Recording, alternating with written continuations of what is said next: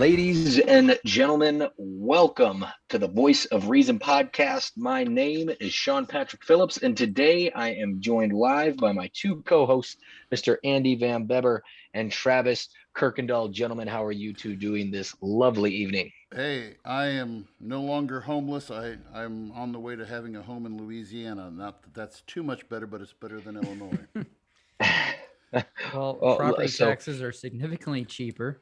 Well, I'm getting a The house. meth and problems are still there, Yeah, but oh, yeah, yeah, yeah. So so tell us about the move. Tell us about the new well, we place. we have a we have a bid offer on our house, and we've got the paperwork started, and we've put a bid on a house in Louisiana. It's out away from the center of town, so it's actually out towards Stark Brothers out there. okay. And it's a really, I mean, it's a very nice looking house. It has a 900 square foot shop, so I don't know what I'm going to do with that because I have no tools. I have a lot of junk. So Just throw a Swiss Army knife, You on should a set on a up a table well, in I podcast there. mean, studio. oh yeah, podcast You studio, should. Feel like the Yeah. Rogan setup with like the red lights and right, everything. right, Hmm. meth Kind of lab, cool. everything. I mean, I could set up You could, anything. you could. I was gonna say you could lease it out to a meth Meth, cooker, right, right. and then yeah, you could You're in the actually country make for it. profit. Right. Hmm. I'm in the right That's passive territory. income right there for all of our wannabe entrepreneurs out there. Yeah. So if you're interested in doing a meth lab, please, look me up. I will be glad to hook you up on the meth territory there. Yes. DMs Honestly, welcome. Breaking Bad is my favorite show of all time. So I'm not a too. starting a meth lab is actually not beyond something I might do one day. Like I said, that turned into a Yes. multi-million dollar and multiple Emmy winning television program. So A if story of your life. Is that what you're saying? plus that we could literally live it out, a Yeah. former teacher, a Yeah. disgruntled student Mm-hmm. cooking meth together. Right. I think this has the writings for Breaking That Bad, is potential. real I life. know, That right? yeah. I'm all about it. You have my full support. Well, yeah. But we'll need your Now, full support. We'll yes, need you to help so we're talking about it be our now after we had the police on last week, and yeah, yeah. that's all. Yeah, I mean that was the thing is most of those cops were from Illinois. So now we know where to avoid. Right. We will avoid that area. Well, And he already again, moved. Now it's my turn to come over. Well, I want to tell you something. exactly. When you started mentioning, I was watching the video. So I'm watching the video. I watched the video after a couple. I let it rest for a couple days, and then I watch it. And when you mentioned whether or not the cops could smoke dope or not, the sheriff's. I mean, I could just tell the sheriff's butthole puckered up tighter than anything because he's like, "Whoa," and I was like, you had him cornered there just for a second. I almost let What it was that? play. Was it Sheriff that'd have been Greenwood. funny old Sheriff Greenwood. Clint was probably thinking Yeah, let's probably go was ahead. thinking Let's go. like, heck yeah, Sheriff, you should let us hit some of that Oh ganja my good. God, that was too much. But that was I. Thanks to everybody who joined in. Oh, we do have. Look at this. Uh, joining us this evening is Deputy Michael Vincent. He just commented, "I'll be glad to send some your way when they get out of jail." V. So, okay. Perfect. All right, Vinny. We Perfect. got you, Vinny. So, oh, good. Thank you again, Mike, for being on with us last week. We really do appreciate that, Yes. Yeah, brother. that was awesome. We had a great show last week. We had a lot of feedback in last week's podcast. So, Yeah, last week was definitely an interesting one. We had a lot of great guests. We had Sheriff, I believe his name was Green. David Greenwood. Mm-hmm. Yep, Mm-hmm. Sheriff Greenwood from Pittsfield. Yeah, again, we had Mike from Bloomfield, Missouri, and Clint Ware, I think is his last name. Clint Ware, Weir. yeah, Mm-hmm. yeah, police officer from Pittsfield, Missouri, who will now no longer have to patrol Andy's house regularly. Yeah. So yeah, again, thank you to those guys for everything they do and for joining us during their busy schedules. So speaking of busy schedules, gentlemen, Andy, I know the house thing is happening for you. Travis, is there anything good, anything new happening up in your neck of the woods? Well, neck of the concrete jungle that is Chicago. It's been busy, man. Like that's kind of you're asking me about something recent, and one of the things we wanted to talk about is kind of some ridiculous stories today. So I have one related to what's been going on with me. So For those who don't know, I'm a tower technician. I work on 5G. We install radios and all that stuff on top of phone towers, water towers, tall buildings, you name it. And last week we were working on a water tower. And towards the end of the day, we're cleaning up, and a lady and her husband are walking by, and they're taking their dog for a walk, and they stop and they ask us what we're doing. We're telling them, oh, we're doing a 5G upgrade on the tower here for T-Mobile. And this woman says, she's like, guys, I got to tell you, she says, I do the COVID vaccinations here in town. And she said, you wouldn't believe the people that come here and say, what's causing the COVID? It's that 5G. The 5G is causing the COVID. God, So that's for a those- real thing, dude. For That's a those real who are thing. wondering, I'm just going to say it right now. 5G does not cause COVID. If anything, it probably kills COVID. So don't worry, you're okay. That's But fantastic. I don't know how I kept a straight face, but I mean, she was obviously making fun of the people who were telling her that. But Oh my yeah, God. don't worry, people.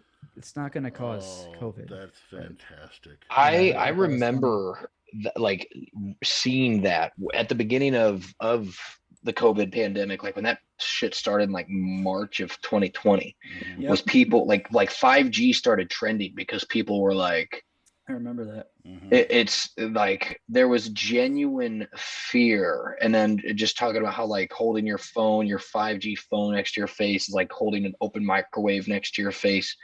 And it was wild, some of the stuff that you would see. People will just eat up with. And what's funny is that kind of reminds me of, so I was listening to a podcast recently, a doctor that was on, I'm probably going to butcher her name. She has a book out. She was on Rogan, I right? believe on Rogan, and you Yeah, probably know I still need to exactly who watch. I'm I talking need to about. watch this one. I've been hearing good things about it. Wild, Yeah, I've heard. wild episode. And there's a difference between like people that think that 5G causes issues, and then this woman who has dedicated her life to reproductive research, and it is horrifying. I'm literally like scared to think about bringing a son into this world based off the research that she's done in how certain environmental things are happening that are affecting reproduction and testosterone levels in young men. And it is terrifying, some of the statistics and stuff that she has, through all of her research, has seen not only in animals, but has seen it happen in actual boys. And there's like documented data that is proving these are factors that are causing lower testosterone, lower developmental rates in young men that are being born. And it is at like a staggering rate. It was wild, but that's not really talked about. But 5G is trending on Twitter that it's causing COVID and giving you hemorrhoids. Like, it's the stupidest thing I've literally ever seen. Oh my gosh. There was a study, for people wondering. My foreman was telling me about this. Now, I haven't fact checked this, but I've heard this elsewhere. But apparently, during the Obama administration, they did tests on rats with 5G. They were pumping 5G into these rats at a higher rate than humans could even handle. And the funny thing is, these rats, now remember, this is a higher rate than a human can handle. The rats that were pumped with 5G, they did develop cancer cells, but they actually lived longer than any of the rats that weren't exposed to any 5G. Oh, there you go. Super rats. By the way, Sean, that doctor's name was Shauna Swan. Shauna Swan, that's right. Yep. Yeah, Yep. I need to watch She that episode. incredibly talented doctor, individual, and just the thought of certain plastics and how they actually do have an effect on the human and men, especially in our testosterone levels and development. I learned a lot just about how drastically different men and boys that are being born today are even different from 10, 15 years ago. Some of the dramatic changes that have really taken effect. It's actually pretty scary. The science Yeah, that's out there it is is. really amazing. What they're finding out and everything. So Yeah. Eye-opening. Well, and it's at a rapid rate. I think we're at a we're in a very interesting time. Whenever I do, so for those that might not know, I'm a Army National Guard recruiter for the state of Missouri, and um, I talk about so after students take an ASVAB, which is the Army aptitude test to see if you can enlist into the military. A lot of high school juniors and seniors take this test, sometimes even sophomores. And when I do an interp, which basically I bring them their scores or they get their scores and we discuss them, we research about I talk to them about STEM careers and careers that are called Bright Outlook. And it is incredible how many tech and medical jobs are just like at the forefront of what needs to be done. And unfortunately, I mean, I get it, but everyone wants to be a damn YouTube star, and we don't have enough people that are wanting to become doctors and grind it out. No, but man, it is. Don't even get me started on the YouTube crap. I tell you what. It's crazy what we're learning about Earth, and it's crazy what we're Mhm. learning about humans and what we do daily, how it's going to affect people 25 years from now. And when it comes to the like COVID thing, right? I look at I wonder who's going to be right. We watched I Am Legend. If you guys Yeah. remember that Oh, movie, man. Yeah. do you remember let's see if you guys can remember what caused the outbreak. Do you guys remember? It was the cure for cancer, right?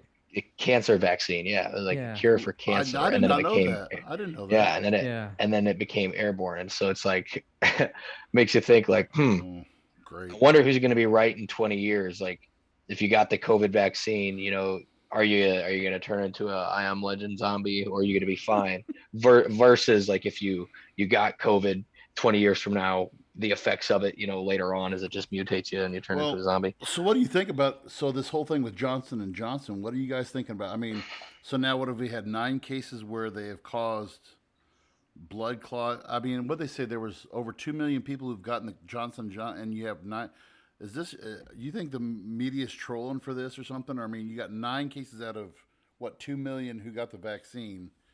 That's, I mean, It's one of those things where it's like, what were some of the other conditions? Like, what was the difference between these 9 individuals? Like, blood clots was there and already like high cholesterol? Was there Yeah, already, exactly. what are the other factors? Good, 9 out of 2 million is a pretty, small window where if you eat some Honey Nut Cheerios, you might be all right. I really don't know. Um, right. I couldn't tell you. I did learn. You guys might have known this. I did not. Did you know that in Europe, a big difference between in Europe and America, and I've been thinking about this the last couple of days ever since I heard this. In Europe, it is illegal for pharmaceutical companies to advertise. Do you know that? Really, really. Really? And at first I was like, I kind of thought like that's kind of silly, but then like the more and more I've thought about it, Oh, the it more makes I'm yeah, really kind of like yeah. good marketing could literally be the reason why I've bought Claritin as opposed to like Zyrtec. Mm-hmm. Like little things like that, and it really kind of in the landscape of things, just subtle differences between other nations and places here in America where you really do realize like, yeah, big pharma, Oh, they yeah. they do carry a big stick. Well, who was that? Who was that d bag? It's been a few years ago that he went on. He had come up with a pill or something like that that had fought effectively some certain type of cancer, and he was charging like $10,000 a pill or something like that. And it was who I and he was Was it Joel Olstein? no, but he was sitting back all smug and everything in his chair, and you like every inch of your being wanted this guy to rot in hell forever, just the way he was looking, sitting back in the chair and everything like that. Just forget I don't about it. remember that. I'll have to look that up. Yeah. Well, I my just get mad at the ads that I see on the hub that are like get 6 inches for just $49.99, and I'm just like, so it'll bring me to 6.25 inches. Oh Now my we're God! talking. Yeah, Stop. we need to ban that pharma. Well, Those That's liars. or promote them more. so I don't know. So Travis shared his funny story. This is the one that I sent to you guys earlier in this week. If you all haven't heard this story, this is classic. So this couple in New Hampshire, this was last Tuesday, week ago today, were having a gender reveal party in Kingston, New Hampshire, and at this gender, and they were holding this in a rock quarry, so you know this is already going to begin well. Hmm. Part of the gender reveal party stunt was to detonate 80 pounds of tannerite.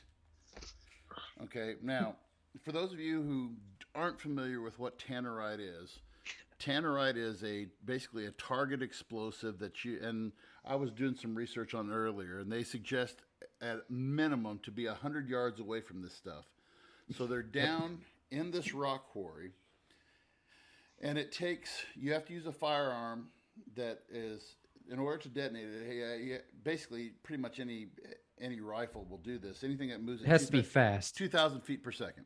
Yeah. Okay, so the guy purchases 8 in this, and you have to mix it and everything and all this stuff, and it's not, you can't drop it, you can't, but so he sets off this 80 pounds of tannerite, and this was in New Hampshire, and it rattled the windows of houses in Massachusetts.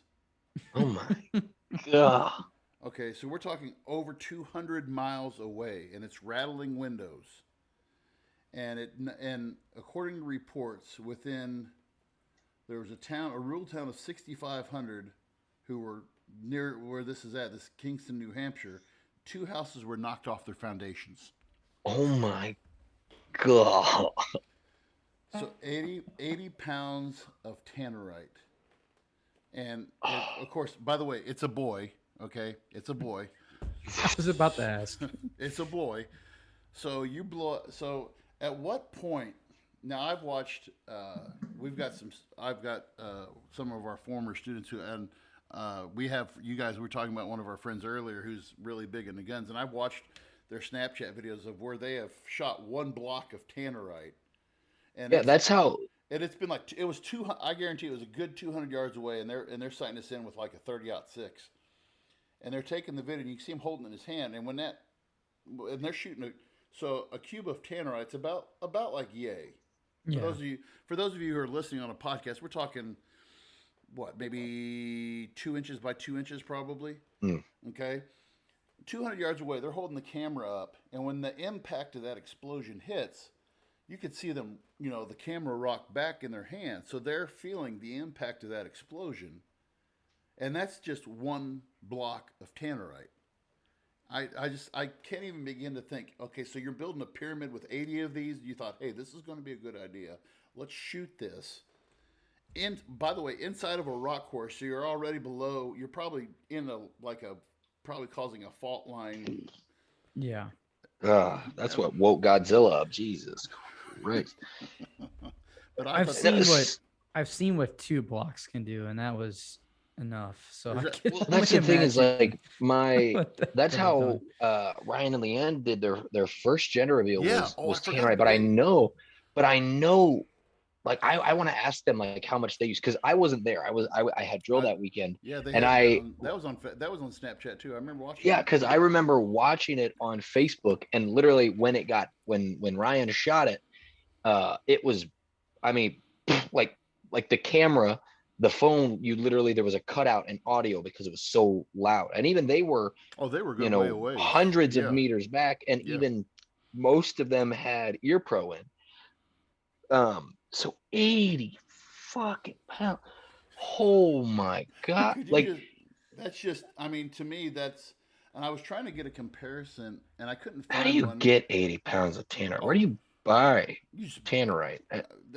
Orchland Farm and Home or something? Yeah, like what? Yeah, you can buy it. It's not hard to get. Yeah, you can get it at like Bass Cabela's, Cabela's and Bass Pros. Huh. So I'm gonna assume these people were charged with something. For like damages, at least negligence. Yeah. Like, come on, man. This was in Washington Post on. This was Washington Post on April the 12th. So this was 4 days ago. So that let's see, charges have yet to be filed. That was 4 days ago. So I don't know.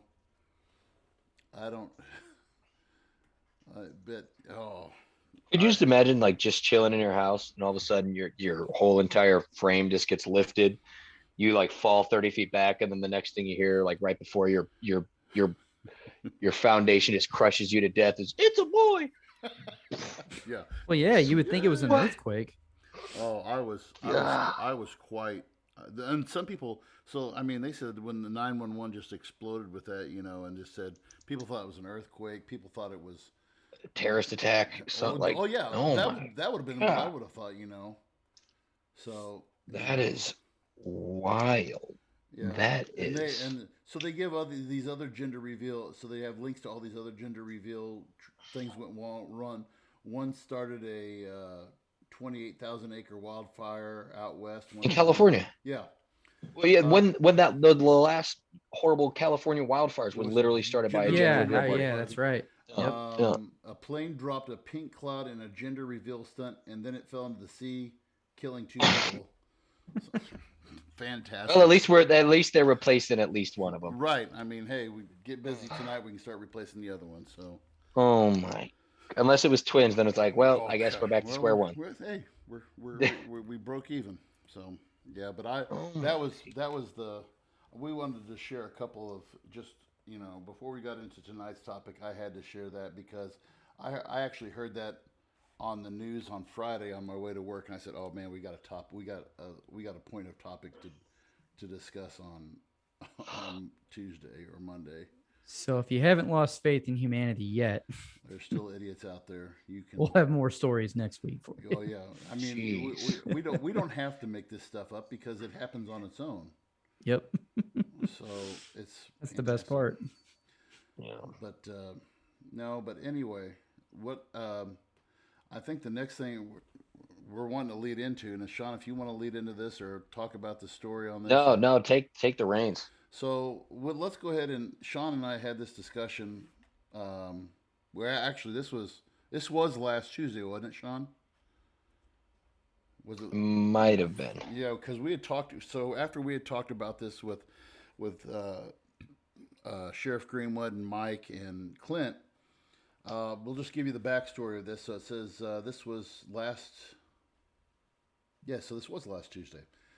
Yeah, I think this was. Yeah, I think it was literally that next morning. Yeah, so a 16-year-old black girl was fatally shot by an officer outside her home after she called the police for help on Tuesday afternoon, according to her family. The girl was identified as Micaiah Bryant by her aunt. Bryant allegedly called officers around 4:30 p.m. when a group of older kids threatened her with assault. Her aunt told the news. The Columbus Police Department cannot say on Tuesday whether she was the one to call for assistance or before she was shot. So what had happened was this girl, and you can go anywhere on any. You can actually Sean sent me the body. You can watch the body cam footage, and what had happened was this girl is chasing this Micaiah Bryant is chasing after this other girl with a knife. They're both 16 years old, and the police officer is giving her verbal command after verbal command after verbal command. I mean, wouldn't you say, Sean, at least 9 or 10 times? Probably. I heard, in watching back the video, I think I mean, and it's quick. It is so It is. quick, but I mean, it is, yeah, I think after there's a gentleman that kicks a girl, in the same video as the police officer exits his vehicle, goes forward to the situation. There's a girl in pink, the girl that she was holding a dog, is walking towards the police officers. And if I'm not mistaken, there's two more police officers off to the left that I think had already been on scene, if I'm not mistaken, or they pulled up at the same time. And then come running, there's a woman who gets kicked in the head by a man. As an older man kicks a woman in the head. And that's when the police officer yells like, what's going on? Or, just trying to get ahead of the situation. And that's when the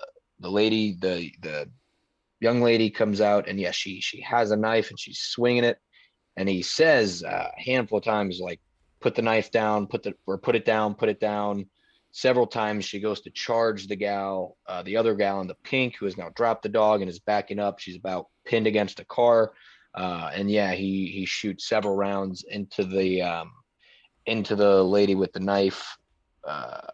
and then another officer then goes to perform first aid right away, and then that's Right. about the gist of what I've seen in the video. Yeah. And so that's pretty much all. So again, we don't get the full video. We don't get the full what exactly led up to this, who made the call, and there's a lot of things to look at when you look at this. If you look at this video raw, already you're getting lines in the sand drawn. Already there's people who are saying, okay, well, say her name, Ma'Khia Bryant, blah blah blah, and I I I I have a lot of issues with how this went down, but at the same time, as and I can say this as an educator, and I've been in my share over 24 years. I've been in my share of heated exchange with students before. In the heat of the moment, kids who act off of raw emotion don't hear anything. I mean, it's been, I can't mention names, but about 3 weeks ago, oh, it's been longer than that, about a month ago, I had an exchange with a student, and he cussed me, and I went off. I went off on this kid, and I mean, I was right up in his face, and later on, he said, I don't honestly remember cussing you. I was like, well, yeah, you know, and something as minor as that. Now we're talking about two different things here, but you think about in the heat of the moment when you've got adrenaline pumping, you're filled with anger or you're filled with rage, you're going full on, okay? Because a lot of and I'm going to play devil's advocate for a little bit, but a lot of the times people get so enraged and adrenaline's pumping, you know, what are you actually hearing? Your focus is, if you're mad at somebody, like apparently this girl in the video was full on mad and she's trying to stab this other girl, you know, I mean, and you have a police there who's trying to de-escalate the situation and not responding to verbal commands. So, there's a lot of things funneling into this situation. Yeah, it's very frustrating that it got to that point, because you're right. It's one of those things where you think about, like, a term I always kind of hear people talk about, like if they get mad, right? If they're about to fight someone, they're like, I blacked out or I see red. Like, I don't remember what happened after that. I don't remember. Um, Personally, I could say, like, I've never had to experience that, even in confrontations that I've had. Thankfully, like, I think I've had a fight that wasn't like me being, sparring with someone in martial arts, or like being a bouncer or a manager at a bar, taking a drunk person outside. Like, literally, I think like the one fight I had in my life came when I was in fifth grade. And it wasn't like I blacked out or no anger. So when there's people that talk about, I blacked out, I got so angry. I've never experienced that, but I'm sure tons of people have. When you see the gal walking out, the gal in the pink, that was one of the individual that the gal was trying to stab. Um, we don't know what she had just done, what had been said, what had even happened to. I'm saying it. Is it Michaelia? I don't want to get it wrong. It is Makai. It looks like Ma'Khia Bryant. Micaiah. Makhia. Micaiah. Okay. So we don't know what had happened to her up to that point. We know what happened from that 30-second video, if that. I mean, if it's even that long. And God, it's one of those situations where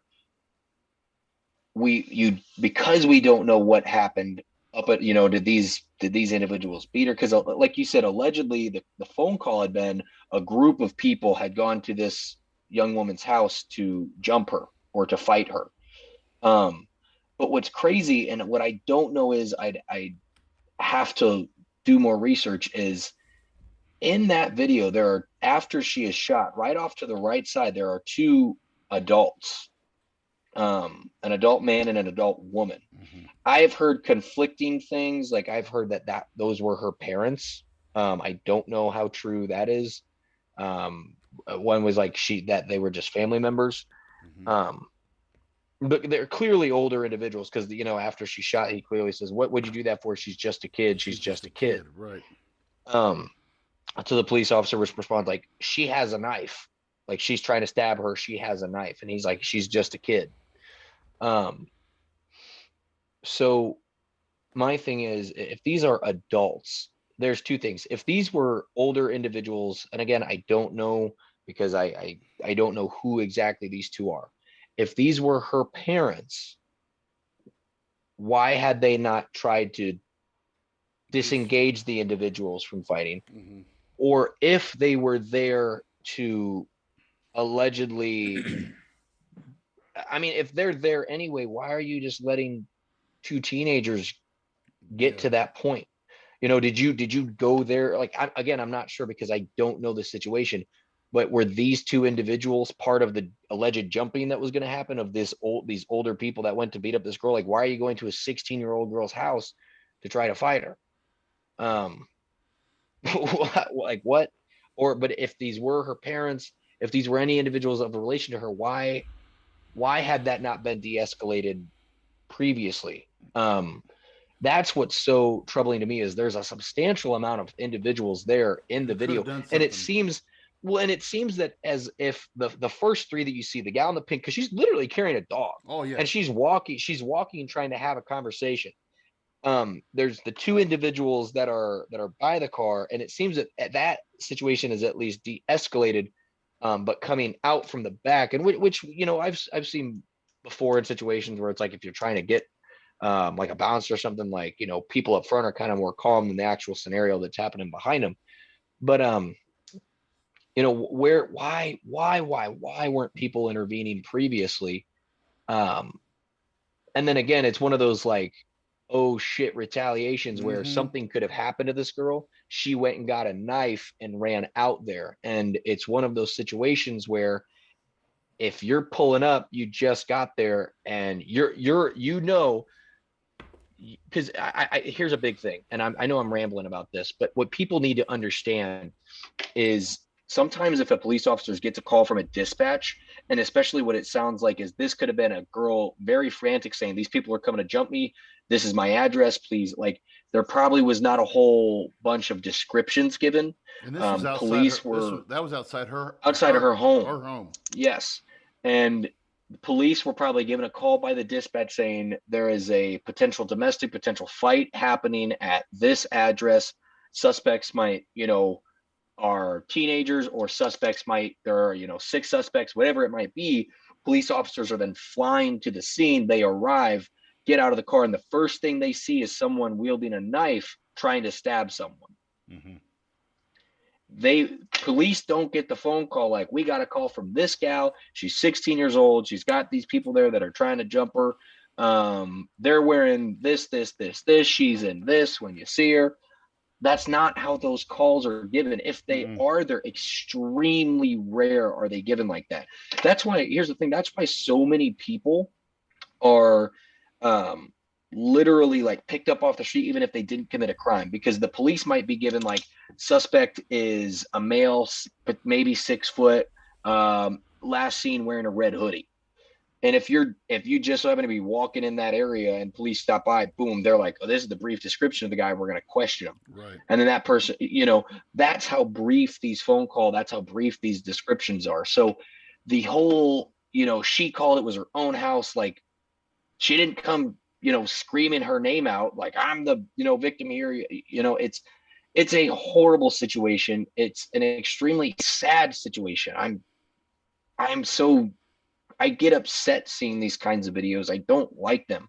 Um, but man, this is a really, really tough one. Um, I've had police training as a military police officer. I've the ins and the outs of, so many people are saying, shoot. We need to start shooting people in the leg. Mm-hmm. I That's what hear you so guys. many individuals So talk about what are you guys using it. What are you guys trained to do when you come up upon a situation like that? What are you trained to? Where are you trained to? If it comes to using deadly force, what are you? Or, I mean, So, is it and just Travis can speak for this. Travis can speak for this too, because it's all about how SOP dictates, right? That's the term we get thrown around. SOP, standard operating procedures, right? When it comes to the use of force, right? And it is always you you start at the bare minimum and you work your way up. That's where like it is a problem if an individual just gets shot and he or she might not be doing anything and they're just shot. There's clearly a big jump in use of force.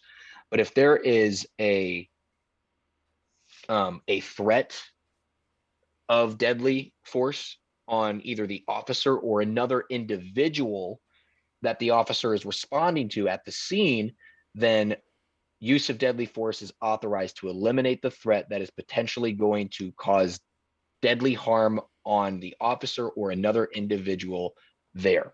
That is exactly why the police officer used his pistol, was to eliminate the threat of use of deadly force. Okay. Another thing, I wish people understood exactly how tasers work, that they are not the be end all of every kind of situation. Tasers are not accurate. They are not incredibly reliable, especially at the distance that the officer was at to her. Um, Leaves up a lot of gray area for how accurate that taser is going to be. People forget that these barbs go out, and the further the distance travels, the farther out those barbs are going to go. Um, that's why, like, when you see a lot of sometimes individuals get tasered if they're wearing jackets, both barbs, not just one, both barbs, when they come out of the taser cartridge, have to pierce the skin. They both have to be making contact with the skin. If one's in but the other one's straggling and misses, it will not create a current that runs through both barbs, right? Right. So it will not work. That is why it's one of those things where, yes, tasers sound real great. You can literally YouTube ineffective taser, and you will see hundreds of videos of people being tased and literally looking at the cop like, "Are you serious?" Like, okay, what? Yeah. Being tased isn't fun. I will tell you that right now. I've been tased. When you get tased, right after your ride's done, you're right back up, ready to go. Right? It is quick. It's a quick jolt of electricity. I've been maced. I've been tased. I would rather get tased 1,000 times before I'd ever rather get pepper sprayed ever again, because pepper spray will stick with you. Whereas once you're done being tased, it's literally kind of like your muscles tense up. You're there. You're like, ow, this sucks. The second your ride's done, boom, you can grab that knife, do whatever you want again. So let me go at this a different way, and this will be something that'll piss people off. But again, as an educator, I see this too. And Sean, you started to allude to this a little bit. There has to be, and I'm gonna be the guy that says this, but there has to be a sense of responsibility on parents. Okay, being a parent myself, and Sean, your daughters, you'll get there one day too, but you have to. I mean, even at the earliest age, you have to instill. We are not instilling value in kids as much as what we should. And I say this because 2021 and 1997 look totally different. In 1997, I mean, Clint last week mentioned verbal judo, and that's something that we're an educator, we call it the teacher's voice. You learn to, when you project yourself and when you project your voice, that's your command. Kids respond to that and they respect that. If you don't command respect to your kids, you're not going to have it. But I also know, but 1997, I could make a phone call to a parent, and by the end of that school day, I could have a parent at the school, or I could have a parent coming and whipping the tar out of their kid. I've seen parents come to school and whip their kids in the principal's office before. I've witnessed this. And so I think part of the issue that we have is that in our high school boys basketball coach right now is really working, and I hats off to our Tony Francis, who's really He said one of the things that we're missing in schools today is kids don't know how to respect authority. They don't know how to respond to authority because their number one thing is I'm right, they're wrong. I'm going to do what I have to do, and if I have to, I'm going to throw out my this is my rights card. And I think part of this problem that we're seeing, if you're in the wrong, number one, you need to admit that you're in the wrong. I know it's hard to do because the first thing that we're taught instinctively, not taught where it's instinctively is cover your butt, CYA. And so I think people's response are okay, oh my gosh, that kid who was shot up in Minnesota, it's tragic as it was, but again, the cop tells her, hey, you need to shut off the engine, you need to, put in. He has warrants, and so what does he do? He takes off. Why? Because he doesn't want to get in trouble. Okay, you look at these situations, and there's going to be, and unfortunately, it's not a black issue. It's not I mean, it's a across the board issue that I don't think kids are taught to respect. Now, obviously, it is a two-way street because kids want to be respected, and I think that's one of the reasons why the Lord's blessed me as long as He has, as being as I'm not doing this to be braggadocious, but to be as successful as I do is because I look at kids as people. I look at them and talk to them. You don't want to be talked down to, but at the same time, when you're caught with your hand in the cookie jar, you need to own up to that. Mm. And I just think that this is one of those situations where that girl, like you said, Sean, we don't know if she would have blacked out or she was just full on red and rage or what it was. Yeah, it's one of those situations where I think she was failed by a lot of the people around her as far as um because again, like going back, like I it, it's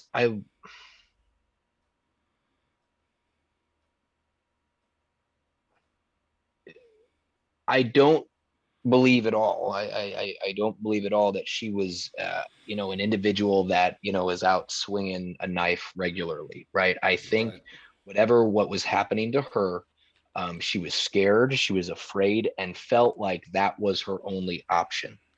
Um, and unfortunately, what had happened to her previously, to where she felt like that's what she had to do, was not what we're seeing on film. Had that been seen by authorities, right, the events leading up to, again, that's just how all of these things seem to go, is we don't see the events leading up to as to what happened, right? um and I feel for her, I feel for her family. um I even feel for the people that were there. Oh, I'm sure that that's if gonna be in their life for the rest of their life. Yeah. let's say these individuals went to, to jump this girl, which shame on them. That sounds like that was the case, so shame on them for that. Do you think that they had any intent on her dying? Mm-mm. No. Mm-mm. But you're right, this is something that they should have to live with for the rest of their lives. um and this is where, I think I look at a lot of this. One of my good buddies listens a lot to like real kind of underground, it's actually Chicago O Block style rap, right? Real, like where real gangsters make rap. And regularly I see a lot of, individuals like these, some of these rap stars like die very frequently, and they're always due to gun related violence, is like a lot of them. Like there's a video, and I know this is kind of off topic, but there's a guy, King Von was his name, was a rapper, um, who was shot and killed in Atlanta, and caught on video. The whole thing was caught by a security camera outside this club, and it all stemmed from, he was on probation for I don't know what, but went and swung his fist, punched a guy, and then of course the scuffle followed, and he was shot. Um, and it just makes you think, like, man, I don't think people, and this is just anything, right? Because of things like the internet, because of the resources available, we're just becoming desensitized Mm-hmm. to a lot of that stuff, Oh yeah. Yeah. especially the younger generation. Yes. Yeah. And so, you know, uh, people seem to forget how quick and how important how important life is and how quick life can be taken. Mhm. And it makes you think, like, I wish more people would learn just how to communicate, how to de-escalate a situation. I wish that was a class taught in Oh yeah. school of just how to. I mean, this is one of those things where, some people might be like, "Ah, you Nancy," but I don't really give a shit. It seems that we are coming to the times where, you know, crisis counselors should be required at schools. There should be mandatory, almost, it seems like, even at small schools like where we're at, of classes where you learn, at least in a sense of, you learn how to deal with your emotions and you learn how to de-escalate situations, um, just in life. I think that would be actually be one of those classes, like, that would be beneficial. Like I think of home ec, for example. Like, schools, not a lot of schools even have home ec, but how many kids know how to cook anything other than macaroni and cheese, Right. right? And then, Travis, how many times have you used the Pythagorean theorem ever since you got out of high school? That dead ass serious. Yes. Yeah, can you? Yeah, exactly. So And part of it's. that is a failure of education because we're not, Mhm. and that and we that's a whole other show in itself of where Yeah, how educators are have what we are what we are supposed to do and what we do. I look at my job, I look at my job, and this may fly in the face of what other teachers believe. Teaching the content is secondary for me. yeah. My primary concern has always been, and I tell this to my track kids every day. Kids who tell me, we don't like running, we don't like doing this, we don't. I'm like, look, I'm out here I want to make a better version of you. Mm. When you walk out, because there is life outside of Pike County, believe it or not, you know. And I mean, you You got mean what? what? But Life ain't all Pike County in California. yeah, That is crazy. yeah, exactly. And so, I mean, Travis, what do you see as an underlying cause, or where would you go out with this? I mean, you guys pretty much already hit my thoughts on it as far as one, obviously, whoever, either parents, guardians, whoever is supposed to be this girl's support channel was definitely not there. This situation should have never even happened. The police should have never been called. This should have been resolved somehow. That girl shouldn't have been in a position where she had a knife charging at somebody. And they go back to the video. I was watching it while you guys were talking, and I mean, it's quick. And Mm. Sean already kind of mentioned this, and I'll kind of say the same thing based with my training. I mean, you have hostile intent and you have hostile act. Hostile intent, I present a knife or I'm presenting a gun in a threatening manner. A hostile act, I'm charging at you with that knife with the intent of I'm going to kill you or I'm going to hurt you. Mhm. I'm shooting that gun. That's an act. You know, he had what appeared to be, we haven't seen the whole video. I mean, a split second. Police officer's job is to serve and protect. He sees somebody about to get their life taken by a knife and he pulls his gun. And I mean, the video, as soon as he pulls his gun, the video literally pauses and it zooms in on her. And I mean, the second he pulled that gun, you see her, you see a knife, and you see the girl on the receiving end. Your adrenaline's pumping. You have tunnel vision. You're trying to assess a million things at once. This situation is absolute chaos. If you haven't seen the video, there's people everywhere. He has a second to make a decision, and he sees that. Mm-hmm. Yeah, Yeah, I mean, that this is I a don't this I is a don't no. know. I don't know how you don't do what he did in his situation. I mean, as tragic This as is it was, and here's I the don't a see how you no-brainer. don't do that. does this bother you too that we're focusing more on the life that was lost than the life that was saved?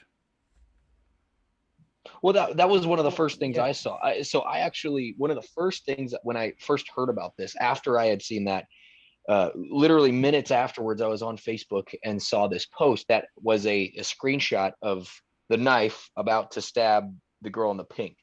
And the thing was, and it was a shared post, was, how would you feel if your daughter was the girl, or what would you want to have happen if your daughter was the girl in the pink? Yes. Every single comment that I saw was, I want that officer to protect my child. Every single comment that I saw was, I want that officer to protect my child. It's And I forget which officer was that brought it up last week. If they would have just complied and listened. Now, granted, Andy, you made the argument though. Younger kids, I've been there. You get mad, you get that tunnel vision. You're not listening to Yep. anybody. You're set.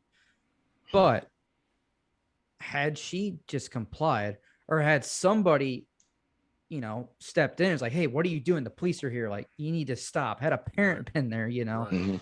like, it's just, had you just complied, no one would be dead. Everyone would be okay. This would have been de-escalated. But yeah, you make a good point. Why is the headline not police save somebody from getting stabbed? So with that, let's transition into this then. And this is again, pardon my French, but in the what the hell are you thinking? So LeBron James then Yeah. takes to Twitter with, now this is the killer right here. This is LeBron James gets a picture of the cop who does the shooting, and I'll just, if I can, this probably isn't the right way to do it, but if you can't, and it says, "You're next," and you got the hourglass right there, and it says accountability. Okay, so not only is LeBron James going a step further by showing this cop's picture, and this was shortly thereafter, after the Derek Chauvin verdict. He's like, "You're next," okay, and obviously he takes it down, and he deletes it, but then he changes it to accountability, okay, and so this is LeBron's quote. He said, "I'm so damn tired of seeing black people killed by police. I took the tweet down because it's being used to create more hate. This isn't about one officer, it's about the entire system, and they always use our words to create more racism. I'm so desperate for more accountability." Okay, so if we're gonna talk accountability, let's talk about accountability then, LeBron. Let's talk about accountability of parents, accountability of people who are standing by, accountability of letting this escalate to a point to where parents are having to come in, or police are having to come in and do the parents' job. Accountability is what it is, And again, and this goes back to our conversation way back, what was it, episode 3 or episode 4, when we talked about the power of these influencers, and and I need to find the other. So there was an LAPD cop who wrote a. Here it is. He says. Yeah, I heard about this. So then you have an LAPD officer, and let me scroll down. He said, "I'm not coming." So this guy has worked in Los Angeles. He's worked in what they're calling Skid Row for 25 plus years. He said, "I'm not going to come at you from a place of hatred. There will be no name calling. I was raised to see the whole of a human being, not to hyper focus on their flaws, or make said flaws the whole of who they are. I'm an honest man." He said, "Your tweet that targeted a police officer in Ohio who saved a young woman's life was irresponsible and disturbing. It showed a complete lack of understanding of the challenge of our job in the heat of a moment. You basically put a target on the back of a human being who made a split-second decision to save a life from a deadly attack. A decision I know he and many others wish they never had to make, especially when it involves someone so young. Instead of apologizing, you deflected. You said you took your tweet down because you did not want to be used for hate when the tweet itself was the embodiment of hatred rooted in a lack of understanding of the danger of the situation. I don't know if this will ever reach you, but my hope is that one day I can sit down with you and talk. As a man of faith, I can have no hatred towards you, but I do feel I can help you understand the reality of the profession of policing and that there's another side you need to hear. You're tired of black folks dying, so am I. You hate racism and police brutality, so do I, but you cannot paint 800,000 men and women who are of all races, faiths, sexual orientation, and are mothers, fathers, sons, daughters, preachers, coaches, community members, and just human with such a broad and destructive brush. And then LeBron responds back. He says, "This isn't about the officer; it's about the entire system." And there always are words. And so, and by the way, so he's a 24-year veteran of the LAPD, and yeah, and so he just basically, and he goes on a little bit more. And oh, by the way, this police officer, guess what? African American. And so, you know, again, I go back to the whole point of saying, you know, you are in a position, yes, yes, you can bring social attention, but okay, you're also 3,000 miles away. You're not there. You saw what everybody else saw. You're making a snap judgment. Now you're putting this now this police officer has his, you know, and they show this guy, and apparently this officer Nicholas Reardon is an Air Force veteran too. He's an Air Force veteran, and you know, LeBron knows nothing about this guy. LeBron knows nothing about the background of this police officer. What does he know? He knows that Ma'Khia Bryant's black. Race card. And I go back to my previous statement of saying, parents, stop plugging your kids into TV and your electronic devices and let them find out about life from there. Teach your children, raise your children, and stop letting the phone, the YouTube, the everything, the video game raise your kids, and raise your kids to That's a respect. whole nother problem. We could get a whole episode in on that, but you know, it's damn, I lost my train of thought. That was good. Lost it. Mm. What was I gonna say? Well, when you get, While you're go ahead, Sean. while you're thinking I lost is, it.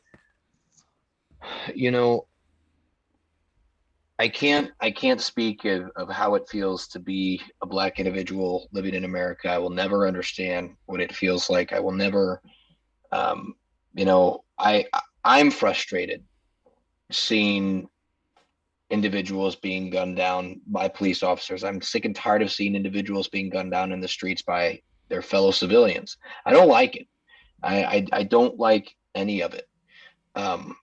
One thing that I see reoccurring, and it upsets me, and people seem to forget. People seem to forget this, and people need to tread and be careful with you know, getting what you wish for. Is I see the big thing is I see like the whole all cops are bastards thing. I see that one a lot, especially like during protests, was like all cops are bastards. And the words I remember specifically, whenever I was working the protest in Jeff City for the National Guard, standing to my left and to my right were two black soldiers, and the things that were the words that were said to them, I mean, I was called names. I had stuff thrown at me. But it was absolutely nothing in comparison to what these other two individuals, the onslaught of things that I heard them be called, and things that were said to them. What people need to remember is, regardless of whether we like it or not, there will always be police officers. Always. It's There has not to be. ever going to change. It will never change. Even in your most socialist of countries, and even in your, like, look at where, you know, law enforcement really doesn't play a fact, and see what's happening in some of those nations. Look to those nations and see what happens when you don't have anyone to call, and entire villages and entire cities are wiped out by whoever just has the bigger gun, right? Or the most people. We will always have police officers in America. It's not going to change. So I agree.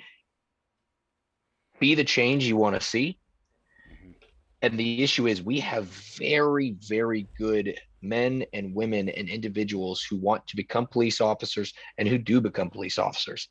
However, if the treatment of how we treat individuals like them that do a good job at their job, if we continue to treat them and put them in that bubble of all cops are bastards and F you, screw this, you're a piece of shit if you want to become a police officer, which is kind of the trend that we're seeing kind of happen. Mm-hmm. If we get rid of all the good ones, who's going to be left behind? Mm-hmm. The trash. All the ones we have problems with. Mm-hmm. Understand, Rome wasn't built in a day. It is going to take time to change things systematically. Yes, you are not wrong. But we, as unfortunate as it is to be the be and end all, it's just we have to be patient. It is going to be a process that I agree that should happen. But when we have very good police officers that come home tired and quit because they're sick of the treatment that they get, not even from individuals that they interacted with that day, but what they see online, the death threats, the things like that, they're going to leave. And then that vacancy, that hole is going to be filled by someone who might not give a shit about their community like that individual did, about making a real difference. Right. We need to be careful. There needs to be more conversations. I wish like the LeBron situation, I wish he could have a sit down conversation with the police officer. Now, I don't necessarily think that either of them want that, but if he's so confident about this son of a bitch did this because of this thing, sit down in front of him and ask him, say, hey, instead of me putting your picture up online, you're next, right? And I don't think that he took that down because of the hate and stuff. I think he probably took it down because his agent probably said, hey, cool your jets. We should be careful. Right. Because here's the thing is, LeBron might post that, right? But then signs a big shoe deal in China. Let's talk about brutality and systematic oppression in a nation. Right. Man, I don't like it. It sucks. I don't like any of the situations that we continue to see, and we can see change. And I hope that we do see change, but holy cow, it's not as simple as, and like I said, people seem to forget when we lean more towards a socialistic society where we're asking the government to get more involved in, we want government to get involved in our education. We want government to get involved in our loan forgiveness. We want government to get involved in our healthcare. What do you think they're going to do with law enforcement? Right. Do you think that any kind of socialistic or communistic society that has big government has just a little tiny, little small, ineffective police force? Mm-mm. Look, you mentioned that. Look at any. I remember when the cop shows were really big on TV, and they do those special episodes where they go to Russia. Look at what those cops do. I mean, those guys, we'll kick your butt. I'll never forget the day I met a pair of Czech Republic police officers. It was probably one of the funniest things I've ever seen to this day. Yet it would be a big problem here in America. Oh yeah, you watch. I mean, these guys go and they'll backhand a guy while they're talking to him, handcuffed on the corner, and just personally, Travis, do you have any buddies that were in the army that went to Germany that could tell you that have stories about like the German police? I do not, but I have a friend in the army who was from Venezuela, and he had a story. Basically, he got caught in the middle of a protest, and the police started shooting everybody. So, you want to talk about police brutality? That's a socialistic, communist country. I mean, yeah, and you really have the ins and the outs of exactly how Venezuelan oppression is and how it affects the people that are from there. The stuff that just his story, and it's a long story, but it's insane what he had to go through. And yeah, people have no idea. And real quick, what I was getting at earlier, and Sean kind of already hit it. Sorry for the brain fart there, but no, it's cool. I really do try to respect people's opinions, and I try not to criticize you for having an opinion different than me. We can agree to disagree. But LeBron really lost me on that, showing a picture of the guy and saying you're next with an hourglass. Like, I'm sorry, you're painting a target on the man's back. Like that I don't understand that. I can't get behind that. I can't support that. I know that in his mind, what I'm sure what he meant was like, you're next, as in like your day in court. is coming. Maybe, but he But didn't. I don't think he thought about the repercussions of yeah, there wasn't a lot of deeper than hindsight that. that I went don't. into And that. someone who has that kind of influence, like we talked Mhm. about the dangers of influencers, and that was a Amen. very, very dangerous act. And they mentioned our officers mentioned last week. I forget. Uh, I think it was Vince who mentioned this about you know if you just talk to a police officer, Mm-hmm.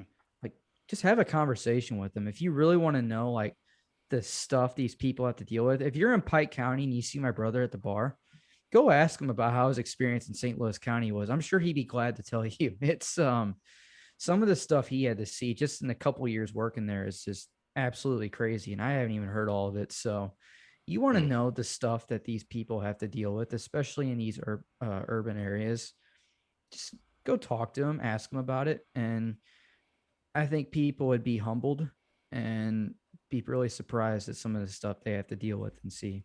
I'd love to have your brother on sometime just to just have him as a special guest host and bounce Well, some like stuff people off. seem to forget about that. Like imagine, when you're a police officer, you never know what your day is going to look like. You could literally sit there and, arrive on a domestic abuse case, and then arrive on a child abuse case, and then arrive on a sexual assault case, and then arrive on an accident where, a drunk driver killed a car of teenagers. And then the next call you have is potential shooting. Like people don't exactly get what all transpires. And it just be like, if there's a situation like that that's shitty and everyone doesn't like it, then we're gonna write off everything else that individual. Maybe a cop pulled a child from a situation, got a child out of a situation where they were being abused, and then that guy, oh, he's a pig. That's just part of a systematic that oppresses individuals and is fuck that system. All cops are bastards. When I was like that, who knows? Maybe the day before that cop ran into a burning building before the fire department was there, or maybe that individual, that police officer, arrived on a scene where a senior citizen had fallen and saved their life. Had to perform um, CPR. life saving medical techniques before EMTs arrive. People seem to forget that there's so much that goes into that job, and they're quick to write off all that work. And it's man, we're in strange times, friends. Well, and that's, I mean, I want to end with this too, just that I think this was, I don't know if we said this off the air last week or if this was with Michael Vincent or not, but he was the one who told me about when 9/11 happened. He was the first student who came in, but he said I think it was before went on the air, and he said, you remember how cops and firefighters were glorified I mean, you saw cops going into a building and never coming back out. You saw cops who were doing just over the time. We had a number of people who probably joined the force because of what they saw. I mean, Sheriff Greenwood joined the force later on 2001. I'm sure. I bet you anything. He didn't say this last week, but I would bet you anything that probably he saw something that happened. As a 30-year-old man, and said, "Man, I'm going in the wrong direction with my life. I need to be a cop so I can, do something on my skill." Guys who, you know, we give a hard time to the guys who are the firefighters in Eola and Pike County, but at the same time, those guys, we joke about it, but those guys could go into a situation where they won't walk, even in Pike County, where they won't walk out.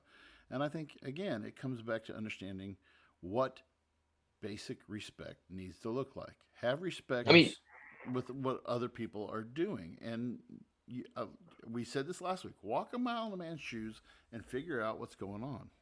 Go for a ride along. Yeah. yeah. Well, and you're right. I mean, you're absolutely right. People seem to like you could ask firefighters and EMTs, like paramedics that are in ambulances, even they're just getting shot at, Mm-hmm. like when driving through, just because the red and blue lights are right up top. And you're right, it is impressive. Like we do joke about it, but even the firefighters of Eolia, volunteers, go into buildings, go to accidents drunk off of Bush Light, and they still they go to the scene hammered, but they get the job done. So yeah. All right, there you go.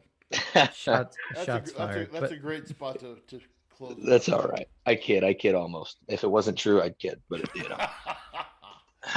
well, ladies and gentlemen, folks who gave us a listen, thanks again for sitting along for such a rambling, kind of loose fit episode. But this was a really good conversation. I hope you guys that listened enjoyed.